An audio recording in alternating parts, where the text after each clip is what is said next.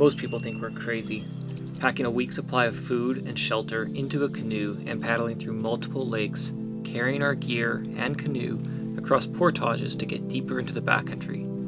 Spring promises us a healthy mix of rain and black flies, but yet we push on. Sometimes we even ask ourselves, why do we keep coming out here to these same lakes? What is the magnetic force that pulls us out here? Why do we look forward to these trips all winter long? A forecast of cold weather, rain, and black flies await our week ahead, and yet nothing is going to stop us. What are we longing for? Or what are we running from? I think we often forget ourselves, but yet we know the answer is out here somewhere, and it's what our life needs right now. The forecast never stops us. Rain, shine, cold, hot. We just know once we get out here, we're going to find our happy place regardless.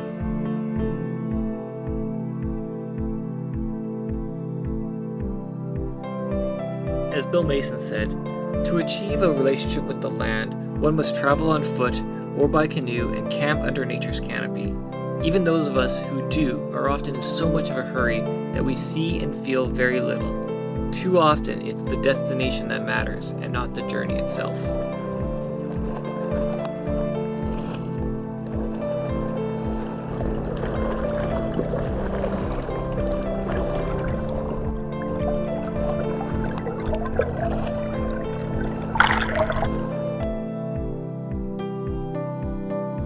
Then just past the point where you lose cell phone service, your body's aching from the long portage, you look up and it feels like you've walked through a secret door into an enchanted forest. It's like seeing a family member you haven't seen since last summer. You just want to reach out and give them a hug. Yes, we do literally hug trees. We are the timbers after all. The best part about coming out here in the spring is it feels like you have the lakes all to yourself. You can go days without seeing anybody. It also becomes very apparent that you are left to manage your own survival. The questions start to rise. Have we packed enough food? Did we bring warm enough clothing? Are we going to enjoy ourselves like we have every time before? Or are we going to be tested beyond our comfort zone?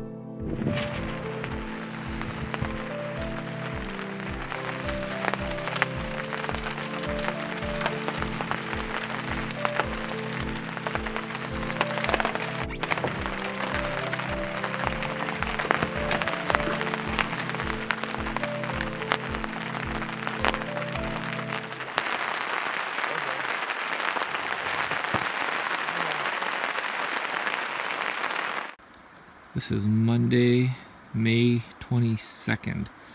We're in Killarney Provincial Park on Killarney Lake. And today we climbed up that mountain ridge. And our campsite is over here. Our campsite's just over there. You can kind of see our tarp. That's where we go down to get water. And that's our view. Pretty awesome. Heck of a place to spend 3 days. And I'm just doing a time lapse of the sunset. First time we've seen sun in 2 days, so we're pretty excited. Each year we push ourselves a bit harder. We plan more advanced canoe routes, we pack less food, less gear, and we rely on our experience and knowledge to fill the gaps of what we have left behind. If we're being completely honest, we truly are testing ourselves out here.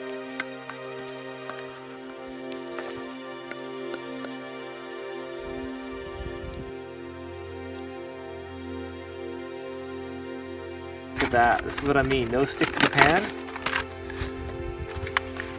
Easy to cook, easy to eat. That's how you make Bannock the timber style. So good. The bakery. Don't make the growling noises. That is so good. It's day 4. We were enjoying a nice Bannock. A cup of coffee in the forest. We had to move into the forest because the black flies were just too bad at the campsite. Gotta keep moving, get away from them. There's a few black flies out here. No big deal, right, Caitlin? She's not super happy about this. She's got her bug net on. She's ready to turn around, but Again, we're to push forward. We are in Artist Lake right now. This is the farthest we've ever canoed in our entire life together. Pushing new grounds, heading towards Georgian Bay, but I don't think we'll make it today.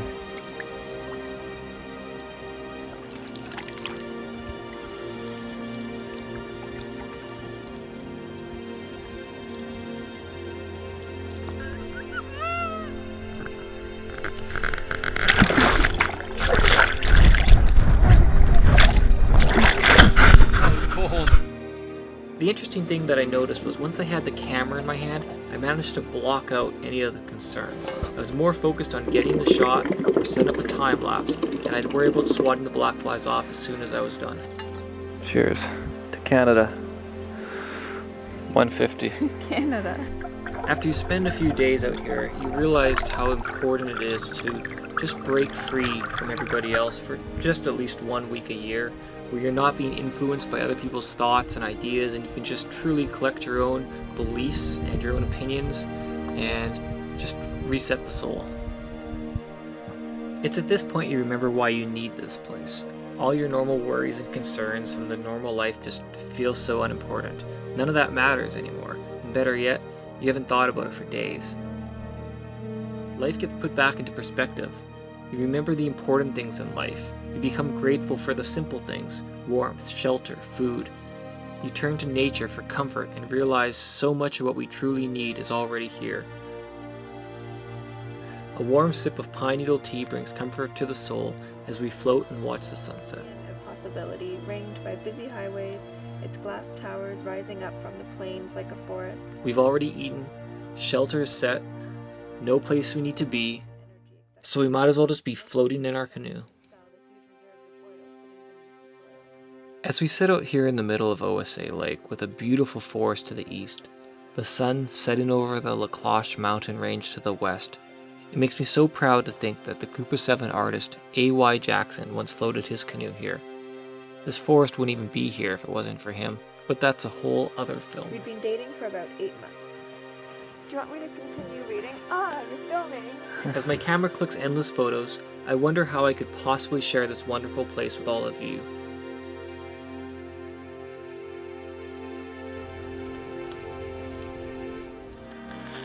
As we ration out the last bit of food on our last day, we know we've made it. It all seems so silly that we were even concerned. The rain becomes normal and part of the fun. We are adaptable creatures after all, if we can get past the mindset of what it is that people consider good weather. By the time we get home a week later, our minds look at our life with a totally different perspective. Our small, modest house feels like a mansion. Water boils with the push of a button. Although the decisions like what should we have for dinner seem so much more complicated now when we have choices. As we rest our head on a soft pillow in a warm bed, we dream about the next adventure.